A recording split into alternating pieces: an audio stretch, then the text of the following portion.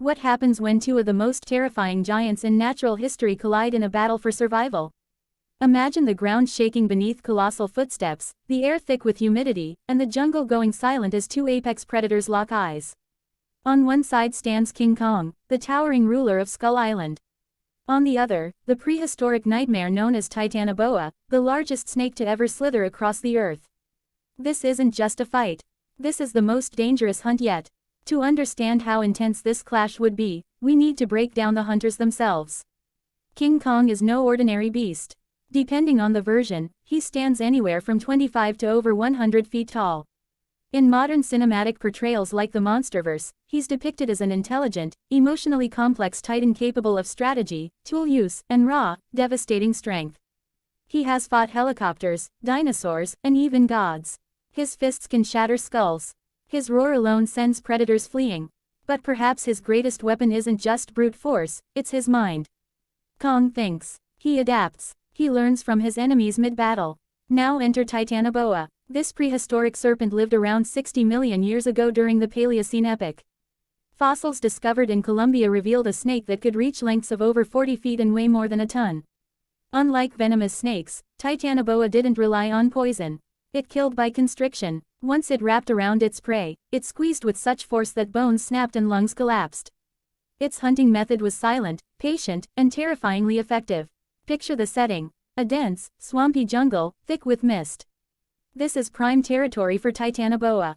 The humidity favors cold-blooded reptiles, and murky waters provide perfect camouflage.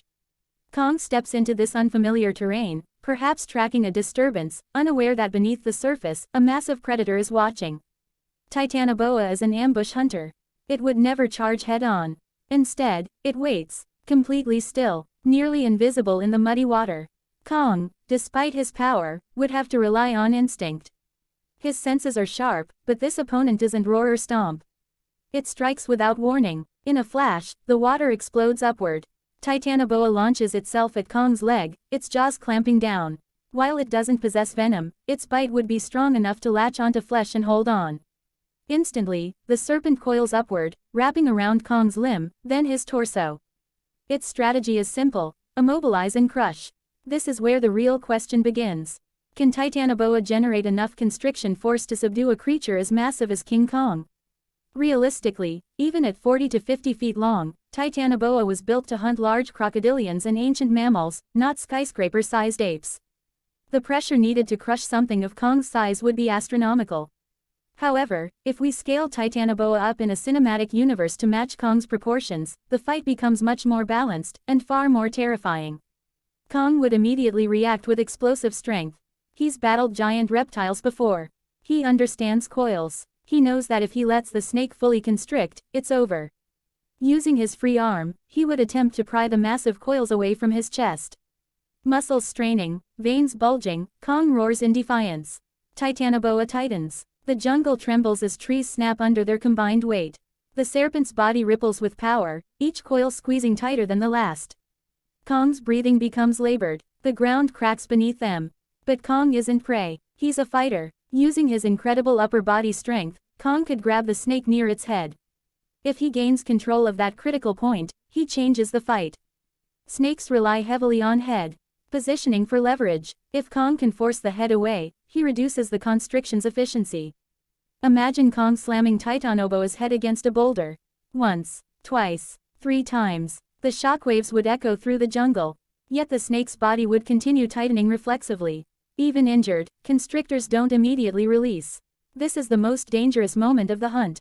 Oxygen dwindles. Muscles strain. Vision blurs. In real-world biology, snakes can exert immense pressure relative to their size, but they also have vulnerabilities. Their elongated bodies, while powerful, lack skeletal rigidity. A creature with enough raw strength could potentially tear or severely injure them if it breaks the coil's alignment. Kong's advantage lies in his dexterity. He has hands, fingers, thumbs. He can grab, pull, twist. Titanoboa has one strategy: wrap and squeeze. If that fails, it has limited options. But let's not underestimate the serpent. Titanoboa's bite force would be tremendous, and its sheer mass would make it incredibly difficult to dislodge. If it manages to coil around Kong's neck, even partially, the outcome becomes much darker. A few seconds of restricted blood flow to the brain could weaken even the mightiest titan. The battle becomes a brutal test of endurance. Kong's muscles versus Titanoboa's relentless constriction. If this fight occurs in deep water, Titanoboa gains a significant advantage. Snakes are exceptional swimmers. In water, Kong's footing becomes unstable. A sudden pull could drag him down, forcing him to fight both the serpent and drowning. The swamp would turn into a churning maelstrom. However, on solid ground, Kong dominates. His agility, upright posture, and ability to use the environment as weapons give him the upper hand.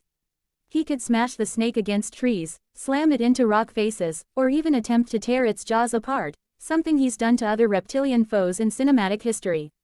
The psychological factor also matters. Kong has demonstrated emotion, anger, even protective instinct. When pushed to the brink, he becomes more dangerous. Titanoboa, driven purely by instinct, doesn't strategize beyond survival. So who wins? In a realistic biological matchup using the known fossil size of Titanoboa, King Kong's massive scale and strength would likely overwhelm the prehistoric snake. The serpent simply wouldn't be large enough to generate lethal constriction on something many times its mass. But in a scaled cinematic showdown where both creatures are titanic equals, the outcome becomes a brutal coin toss. If Titanoboa lands the perfect ambush and achieves a full constriction before Kong can react, it could suffocate or crush him over time. If Kong manages to gain control of the head and break the coils early, the ape's superior strength and adaptability would likely end the fight decisively. The most probable cinematic ending. Kong survives, but not without scars.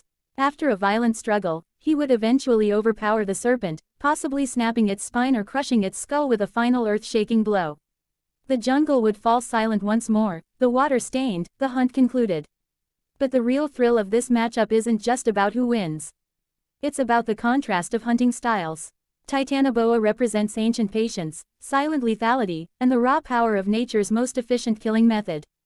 King Kong embodies intelligence, adaptability, and the dominance of primate strength scaled to mythic proportions.